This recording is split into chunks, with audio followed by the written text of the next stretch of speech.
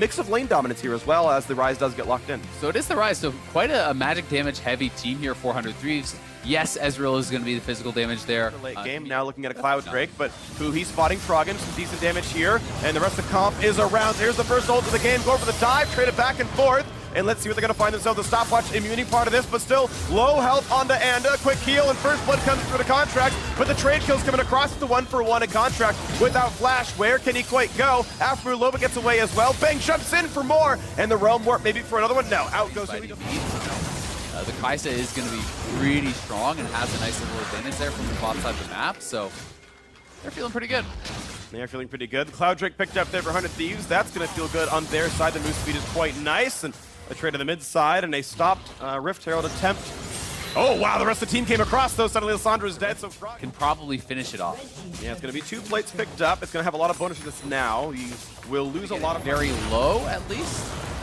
Plate picked up there. The stun Nice is going to be Zonya's, but it's still up from cooldown, so Frog can try again with the root and whatever else he wants to do. The Flea is in. They've got so much CC. Ole finds himself the kill, but there is no way out for a fail. And we'll see. There's an attempt to dive to the bot lane. Connor's going in right away, but you've got Anda nearby. Teamfight comes in 2v2. There's the cage right there, and Contract sniped by Bang from downtown. The fight will continue. No way out for Anda. He's got a flash, he's got a hook shot, making a little bit of space. He's going to try to run towards his team. The teammates, the reinforce coming in soon, and he's going to stay alive. The heal from Ole, and he does to escape, but a couple summoners down, and he did actually use, I believe, his spellbook summoner when he first came down. So, you know, 3 summoners, it looks like. And they're going to get this break, no problem. You get no response from me. Yeah, I don't deserve a response. Yeah. Having that Dragon on Soraka is so good because you really do. Golden Guardians win would be at least something. Now Hanser suddenly in a bad spot, 1v2, going to be stunned, finds a bit of space, but he's still locked in all of this. And how is he going to find the way out as he keeps getting shut down? Finally the kill comes through someday on the board. Yeah, and this is one of the scary parts of the game when you are playing these ranged supports. The lane is kind of, oh my god. One more Q will kill him. Got the barrier. One more Q. He's going to get the auto summoner heal. Keeps him alive, and there's no dive, but it's going to be towards Contract's Nocturne. He's going to fall down already. They had Soraka, they got someone else instead. And now Hanser is self-slow, taking damage, stunned up as well. Does not have a way out. A double kill in for Huhi. So nice. Tank on the roster. Froggen is the best frontliner, and they say, you know what? It's just not possible. Uncontested. 100 Thieves on a 22-minute Baron. Still has the gold income. He still maybe can be the one to take over the game, but 100 Thieves winning everywhere else, especially the early jungle. That was incredibly lopsided. Anna going to throw the Ocean Drake. C2 is going to be easier, and we'll now see which turrets across the map. They're looking to expand the gold lead. They're not trying to crack the hit. Okay, trying to make the play. This time they get the first, but 4 Aftershock. And look at the damage output towards Rise. The shutdown comes through. Extra gold toward the Seraph's up. He was fairly tanky there, but they will lose a turret on the top side, and the Baron is still up for over a minute, so they're going to have more time to look to attack that mid and bottom. Just minimize any risk. The only way they really lose this is some catastrophic team fight. So you see Zonya's second onto Someday. You see the QSS grab instead of completing the second item, Sterix. I think this does make a lot of sense given the situation that they're already in. Especially when the way Golden Guardians win. Reset. We know Baron's up in 30 seconds. Definitely gets away from the stun. Actually flashes early. Thought he was going to be ulted, but he wasn't. And now here comes the dive. The flash forward. They're not going to find only one. Urgot on the front line, looking for the play. Big damage coming across the heel in there as well. Not yet any kills, but they're going to find a couple of stuns. So looking for it as Guardian Angels get popped. The Guardian forced to run away. They find a bit of damage. There's the root. They're going to find Anda. A 1-for-0 for Guardians. Look at that after move. Actually, 2 kills picked up. They kited out the back line. And he's going to be next to the chopping block. A 3-for-0. Are you kidding me? But now Ole could just fall. Bang does get one, but what a fumble for 100 Thieves. Sure, 2 kills are nice, but 4-2 is way better for Golden Guardians from happening, and 100 Thieves threw it away, possibly literally. There's the root. He's in the Shroud. Now, can he play around contracts? Can he play around the AoE damage? They know there's no easy way out. The sweeper's tracking the moves. He's going to flash over the wall. The blind ult! What a shot by Hanser! Really keeps them still. All right. Wards go back down. Play for the position. Now the play towards Aftermove. Big damage on the Braum. He will be feared. The knockup buys a couple of seconds, but it will be a trade kill for just the Guardian Angel. So far, Golden Guardians are working their way back in. Haunter takes up a lot of shots. He's getting low. They've got to be careful of this as Redemption comes down, resets the fight, and they'll be able to slink through a little bit. There's the Sun on the front line. They're going to get Anda as well, and Golden Guardians suddenly... But they do have all of their damage dealers here. Yeah, nice spell shield gets rid of the ult out of Bang, but they're still going to find some decent fighting here. The heal comes in. Here comes the dive inside the Baron pit 5v3. They got to stop it early because Smite will go the way of Golden Guardians. Waiting for it. He missed the Smite! He misses it, and Sunday grabs it. Plus 2 more kills. What a terrible drop here as 100 Thieves look to clean up. Ole's low. All the kills coming across. Are you kidding me? What a fight for 100 Thieves. One for the Golden Guardians. I think that is going to pretty much do it for this game. It's Oh my gosh. just absolute devastation for the Golden Guardians. 2-1 team fights into the Baron push with no Smite on the opposing team. You had to believe that was that fourth quarter play that would have worked for them with 2 minutes remaining, and yet it wasn't enough. 100 Thieves somehow turn it around in a 3v5. The Barons picked up, the inhibitors, 2 of the 3 are going to fall. They'll there. We saw definitely come out, try to zone out both the Rise and more, but here's another fight on the mid lane, looking for a big nugget for Aftermoon into the back line. They've knocked down Ole already. 1 for 0. 100 Thieves looking to close it out. Definitely is going to be locked in the cage. There's no way out for the Kaisa. 2 for 0, looking for a third, and that is going to be the kill on the Hanser as well. There is no defense left. Froggen can run, but he certainly is not going to survive this game. A double kill for Bang, and 5 versus 1 inside the base. This will certainly end. 100 Thieves will finally get a win in LCS 2019. Golden Guardians, sad for them, a 0-4 start. 100 Thieves, though, needed this to turn the season around. We'll see what happens next week. Yeah, Someday certainly is the hero of the play, and you can do these different sorts of things, and it's going to be Rengar. The hunt is on. That is great. I don't care. But the tankiest, and slowly but surely it will drop. Hako helps take it up, and they will get the early Mountain Drake here in this game. Yeah, not bad at all. It is one that I think it's very much can be a kind of a win-war style of dragon, so they're probably not going to get anything from how well he's going to be able to perform in the later stages of this lane. Ooh, the ult's landed. Solo is going to be low enough. This could be the pull, and it will be a solo kill. First blood in the top lane for Dokla. It's the caster curse as soon as he turns. Unlikely to happen. All right, a fight between the junglers. Good damage coming out at the beginning. Dardock 1 charge away from empowered, and he's going to get an extra heal coming through, but now damage is on. Gate showing up. Rush is running for dear life, and a kill in the bot lane. They just caught Asta. Flash up components. Glacial into Kindle Gem, pretty cheap, but 20 CDR in the build already. Stacking armor and health, and the most efficient ones he can get now. Second Mountain Drake is being targeted, and looks like Optic are going to be willing to give it away. Yeah. Nice try on the ult in case there was a miss smite. Rush would have given it over, but having that opportunity to train under score should have paid dividends. And first turret bot lane goes to the Kaisa 2 games in a row. As Echo Fox managed to win this bot lane by a sizable 20. Could mean just that much in total damage with a turret charge. Dokla finally getting top lane down as well. Difference in first turret gold, only 150. So, you know, not a huge difference. It's basically a minion wave's worth of gold traded a bar. Infernal Dragon, pretty high priority for these teams. We'll see if Dardock wants to go in, but it's already gone. Yep. Neutrals being they're off by about 1 second in completing that. Yeah. And just sometimes those margins are all that matters. Knockup, they're going to get only 1. Some decent damage, but Dokla is separated from Gate, but no survival. No, instead, it's the Guardian Angel popped, or I should say the ult out of Crown. Dardock dives in, 2-on-2, a stun is there. Good damage towards Rush. Popped a stopwatch. Diving in now is Phoenix, looking for Crown. But no kills just yet. They all get away. No deaths. 1-to-1. Playing that vision very well. The hook's going to land, though, and they'll go for the team fight instead. But no, the stun stops it. Solo was rooted and couldn't go for the play, but they're going to find a hook anyway. They've got Dardock. He's going to flash. He might just stay alive and chopped up by Gate, but is it going to be enough? He's still burning down, and he will be forced to be revived, but that's the ult down. So Flay brings in Dokla. He's tanky, though. He buys so much time. Finally, a kill. Hako grabs it with Redemption, and Dardock falls as well. A 2 for 0. We'll see if Crown can pull off any heroics here. It's going to be so hard. This thing evaporates. Watch out! Okay, the smite comes in well. It was close by Asta. And the question now becomes, how much can Echo Fox get with the Baron buff?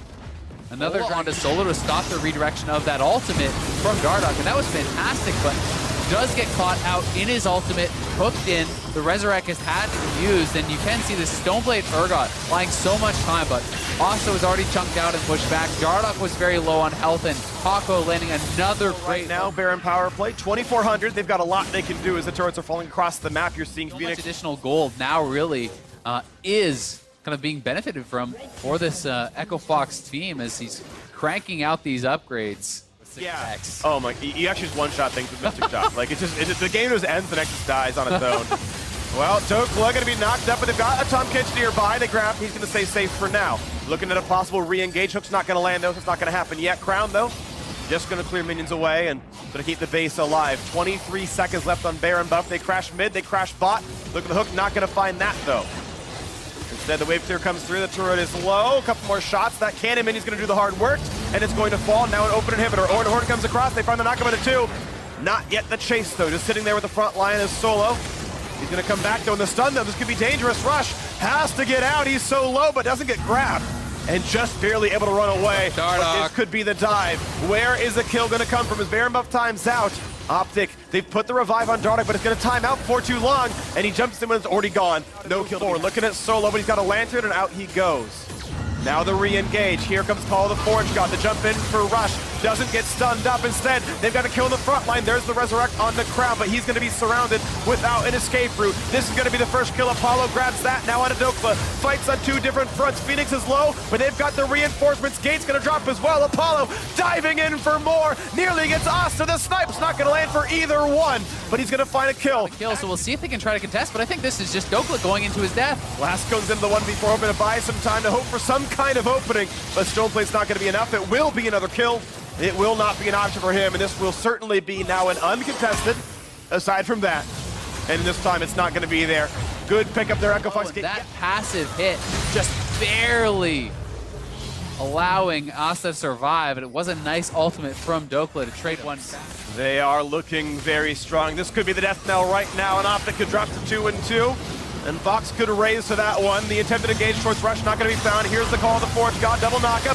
Into the dive in the backline, and Dardoch is already gone. Looking for even more. It's a self-revive on Asta. That's not going to mean enough. Kills are coming through fast and furious. They're going to have 3 already. Asta's running, Crown's nearby as well. And it just doesn't matter. They're outside the base. The minions are inside of it as well. The TP coming across. Crown can try to keep his kingdom up, but it's not going to be enough. Asta's going to fall, and 1 versus 5. It just can't happen. It's gonna drop right now. Echo Fox will improve to 2-2. There's nothing left. Crown sits and waits. Optic's Academy experiment will come to an end this week. They will end 2-2. Better than many. Here will be Braum for Team Liquid, as that will be there to help sort of protect that Sivir that we know has no built-in flashes and dashes and escape mechanisms. Yesterday's performances looked bad for Lyra and good for Xmithy, and now Team Liquid's jungler is finding his way into the bottom lane very early. Flash is already going to be used on both sides. Damage coming through. First blood going out. Team Liquid catching in, but Hooney's made his way into the bottom lane, looking to grab one in return. Xmithy barely getting himself away. Lyra wants to move in with the undertow, and he'll find it. He'll ask him a question, and that's 1 for 1. Nice. Good use of the fact that he is playing a fantastic early game champion, and that is going to be a great pickup there for the side of Clutch. Game cap and Control Ward is going to be placed down in the pit to keep him blind, true to the nature of Lee Sin, but it's an easy secure for Clutch Gaming. Not where Akali gets a lot more complex. Oh, here we go. Glacial Fissure coming down. Piglet going to be in some trouble. Wild Growth comes out, but it's going to be only wild enough for Team Liquid to grab the kill anyway. Hooney making his way into the bottom lane, looking for revenge here yet again. Double is going to be taken very low, almost taken down. Hooney taken very low now as well. He's going to grab himself the kill on the enemy AD carry. It's actually Lyra picking it up. I had to question whether or not it was intentional because he was farming the Krug camp at the same time, and so many times I've seen junglers try to use trinkets. Yeah. When they had the Herald, but we're going to see the Sivir ultimate used. Team Liquid potentially on the hunt here, but instead just going to be forced away. Clutch Gaming holds control over the Drake Pit area for now. Scuttle Crab speed bonus shrine about to disappear. Infernal Drake has been aggroed. Piglet going to put a couple more bullets into that one, make sure that the fight continues. And it looks like Clutch Gaming is committed to this. Hooney very high on the heat bar, up to about 80, 90, now dropping back down, trying to keep this managed, ready to drop that equalizer here in the fight. Xmithy comes over the wall, Infernal Drake's still going to be taken very low. Who does it go to? It's going over to Team Liquid. Xmithy again, proving why this man is so good.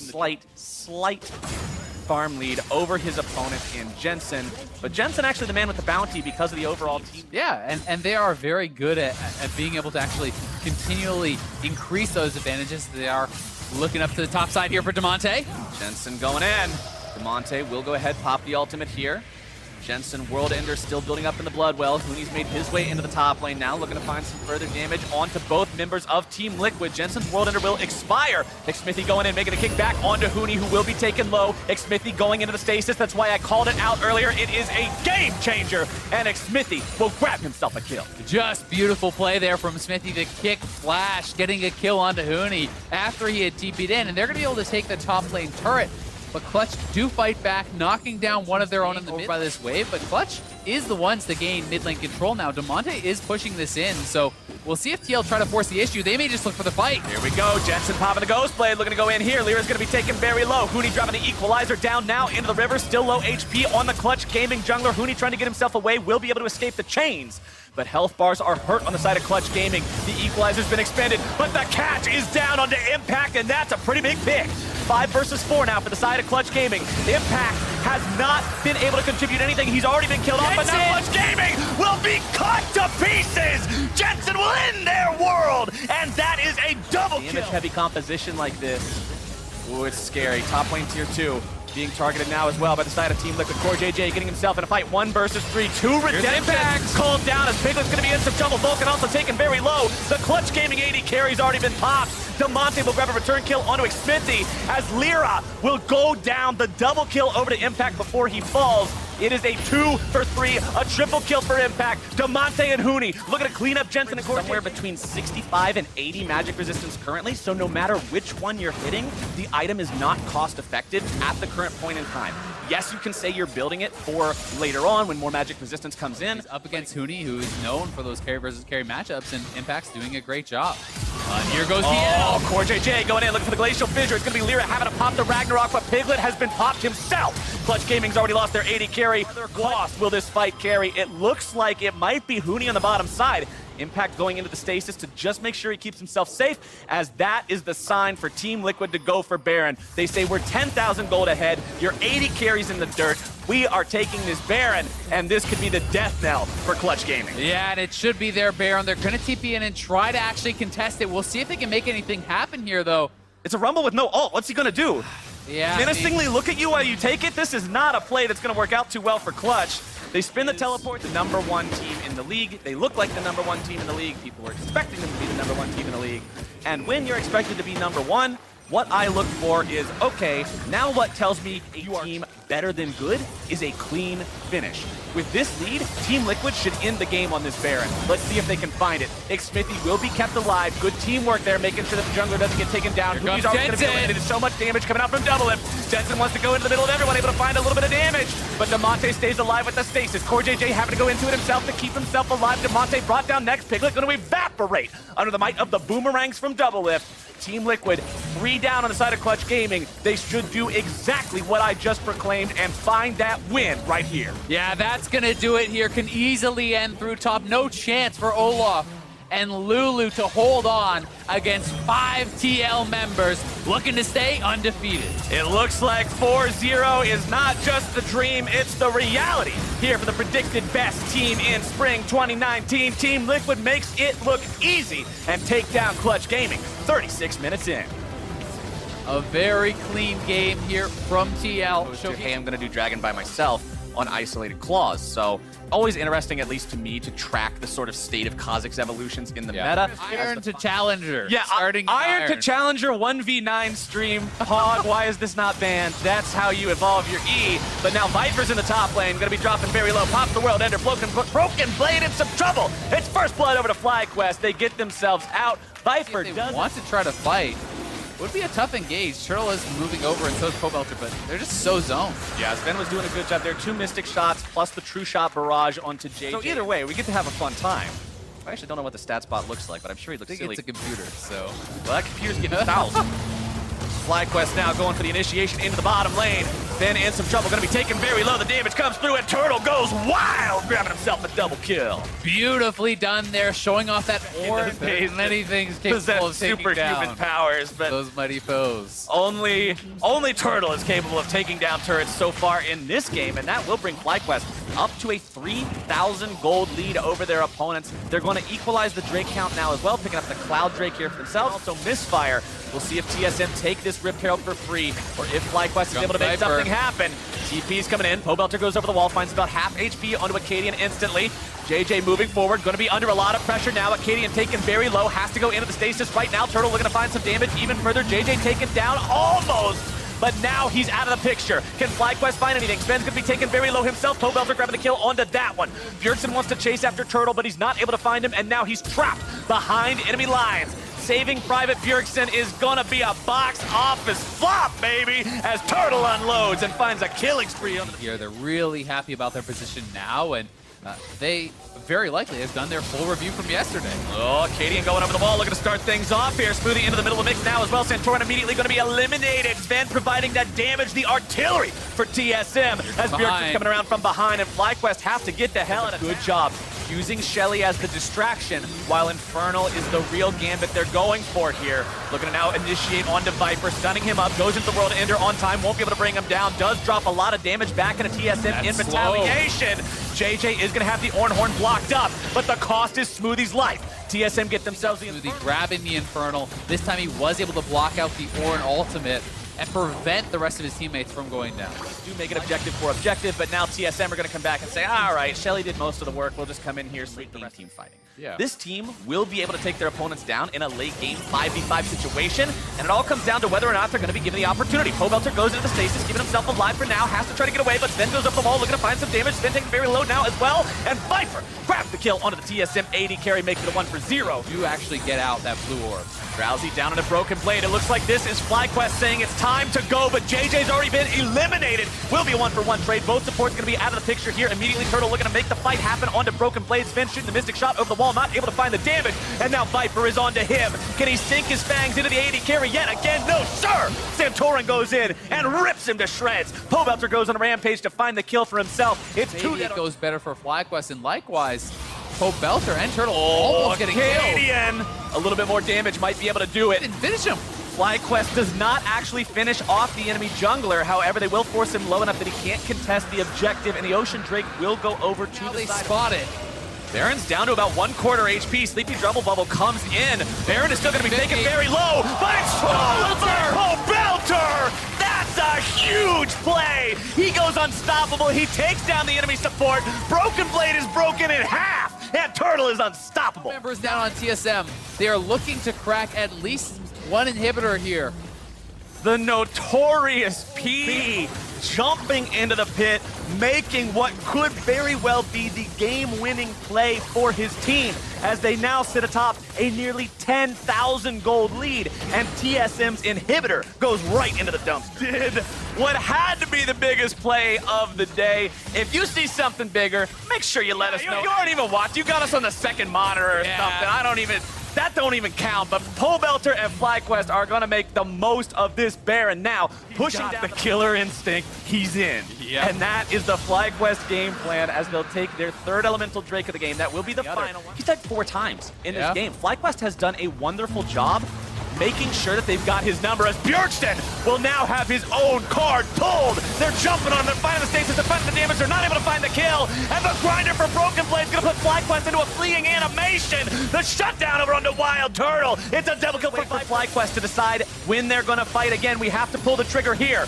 Kaisa firing the missile into the pit. The Drowsy finds its way onto Smoothie. The Ornhorn's going to be sounded, but he doesn't get the opportunity to send the Ram back into the fight. Smoothie's taken very low. Baron's going to be taken down. It's secured again by FlyQuest, and TSM are out of there. It's a double kill over the Wild Turtle, and TSM just have to try to escape with whatever they've got. Viper already takes the TP into the bottom lane. Stop the ports, hold the backs. The game is done. TSM will do whatever they can to try to get out of this one. Turtle will be taken down yet again, but he is a noble sacrifice as Viper turns that sword into a sledgehammer and starts dismantling the TSM base. There's nothing left here for TSM. They can't get back to base. They're just trying to get away. They're trying to escape and get a base off. Viper has this very, very low. Bjergsen may be able to finish his base, but there's a GA. The ultimate isn't available, but he's got to kill him twice, and there's no time That's all she wrote. FlyQuest find their win. They take down TSM, and they will go to 3-1 at the end of week 2. Makes some sense. Looks like it will instead be the Zillion, though. This is definitely a very kind of defensive comp. That being said, Niski didn't even commit the Ignite, and now he's going to. Now he's finding the damage, and he finds the dunk. It's actually been Scarin taking the kill credit, but Cloud9 gets... And that being said, we have seen some players just opt out of the second tier, right? Right. You can do things like you just go third item, Blade of the Rune King or Gunblade. You just skip that, and you say, all right, we're playing for now. We're playing for the immediate power. And for Zeyzal and Svenskeren to get up here so they can take this away. But Power of Evil is coming, so is Darshan, and so is the TP. This could be a battle. No level 6 available onto Wiggly. However, Power of Evil does have the ability to bring him back to life. It's going to be a kill onto Svenskeren by Darshan to start things off. Zeyzal looking to get himself away. Darshan escapes over the wall, but Stixay grabs the kill onto Zeyzal here. We're going to see Biofrost continue to try to run. Niski looking for damage. One more hit would have been able to do it, but Licorice is now in danger himself. Wiggly needs one more hit to do it. There comes your damage. It's going to be 3 over to the side of CLG. Niski now stuck behind enemy lines, not able to find the kill, and disaster for Cloud9. Really, really bad. You've got to keep that off the table. CLG will do a good job controlling that one for now, but uh-oh, it's Shelly. Top lane. It's a commit from C9 trying to get some turret plating money here early on. Darshan will do what he can to hit that eyeball. Try to stop Shelly from grabbing a third one here. Should be able to do it. I always look at Zillion as someone who does have a bit of a weaker early phase, as Svenskeren is going to have to run. Niski trying to find some damage here down onto his opponent, but Biofrost doing a good job on this Tahm Kench, keeping his jungler safe.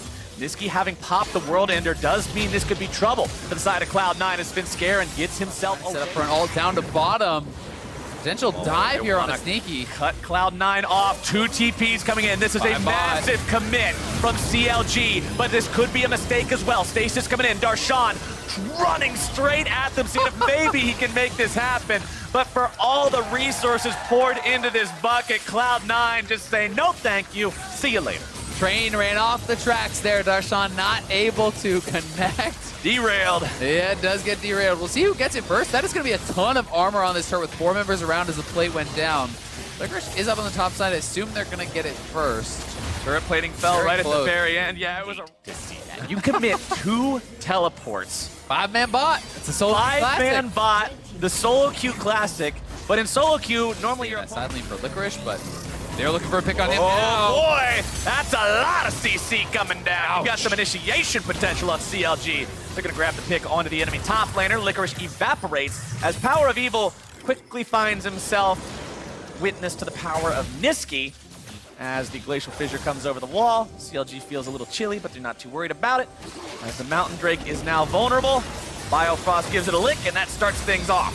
Yeah, should be theirs easy peasy with that pick on the Licorice. Really nicely done by Darshan, catching him out, and 6-Day certainly there very quickly to follow it up. C9's going to try to shove, going to try to take away some jungle camps, getting kind of the lesser of you were expecting to get some advantages from mid and top at the edge. The ult cooldown may be short, but it is not short enough. Good use of the flash there from Svenskeren to find Cloud9 a kill. We'll see if they can get anything else from this. They're trying to get a pick onto Licorice. Oh, nice you're trapped flash there from Licorice to get away from the initial Scion ulti, but you flash right into the pit. The reinforcements are on the way. Able to make some plays so far, have not really been able to turn it into much else. The objective game still very close, but there's your Hextech ultimatum. There's some extra damage. Svenskeren goes into the stasis. Biofrost with a very clutch save on the allied jungler, only in time for Power of Evil to keep him alive here as well. World Ender will bring the resurrection state for Niski, who tries to get himself away into the Baron pit, but is blown away by the bombs. And now the last pick is actually ulted by Power of Evil, so saved doubly there, and they will get the kill. They will get the mid lane turret. C9 have got to figure something out here. They've got to figure out a way to approach this game. They're trying to pair up Svenskeren and Niski, trying to look for these kind of 2v1 plays on the side, but it's going to be so damn tough. I just don't think with this composition you can win straight up 5v5 front to back style team fights. You need to find some sort of flank. You need to find some sort of a miracle kick and pick, but then there's Zillion and Tahm Kench that are answering that also. And let Power of Evil This could be a game-determining fight right here, though. It's Baron taken down to about 4K. Niski going in over the wall. CLG have to try to find a way to fight their way out of this one. Darshan on the front line going to be soaking up a lot of damage. Niski immediately into the resurrection. Stixay over the wall, keeping himself alive since Garen goes away first. Darshan is still soaking the pressure. CLG get themselves one. Everyone else is okay for now, but the health bars are limited. Darshan goes over the wall, takes the blast cone. CLG decides, all right. Close, though, to starting to kind of pinball C9's way, as Sneaky had worked down Darshan to the low HP. A number of them were pretty low, but Darshan coming in on the flank. Oh, Licorice into the stasis will buy a little bit of time, but it is not going to be enough. Darshan goes on a killing spree with this Scion. Sneaky has been shut down, and all of a sudden, the light switches to green for CLG's Baron. Once again, this team is looking good, Azale. It is theirs for sure. They feel like they have just outplanned, outthought C9, shutting down that early game invade, shutting down the C9 snowball. And this comp feels like it's almost You on the side of CLG as well, but the big difference this game is going to be Stixay, but into the middle of the fight goes Wiggly, who's going to issue the Hextech ultimatum, keeping himself alive. There's multiple health bars being threatened to the side of CLG. Zazel's able to find himself one. Stixay going to be taken down. Sneaky looking for even more.